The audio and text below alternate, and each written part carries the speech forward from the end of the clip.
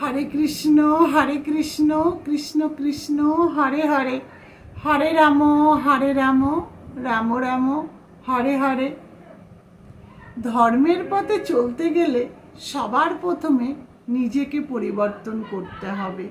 কিভাবে জানেন? সমালোচনা অন্যের নয়, নিজের করতে হবে। অন্যের দোষ ত্রুটি নয়, নিজের দোষ ত্রুটি দেখতে হবে, খুঁজে বের করতে হবে। আবার বলছে সমস্ত কিছুর জন্য ভগবানের কাছে ক্ষমা চাইতে হবে।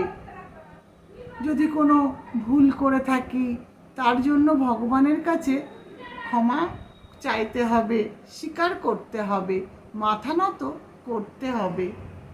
কারণ আমরা যদি বুঝতে না পারি এই মানব জন্ম পেয়েও আমাদের কি কর্তব্য, কি কর্ম, তাহলে আমরা সত্যি প্রকৃত মূর্খ হয়ে যাব। এই জীবন কিছুই নয়।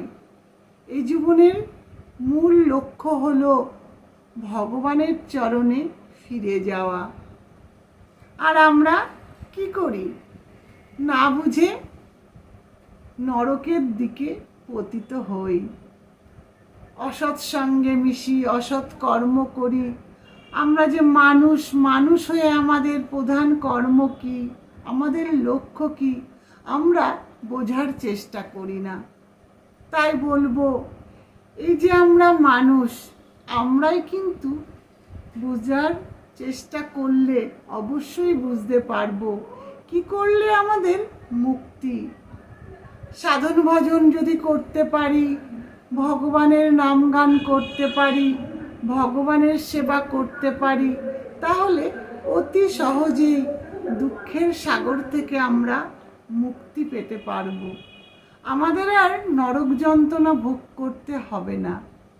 তাই বলবো যে ধর্মের পথে চলতে গেলে আগে নিজেকে পরিবর্তন করতে হবে, বোঝার চেষ্টা করতে হবে। হরে কৃষ্ণ।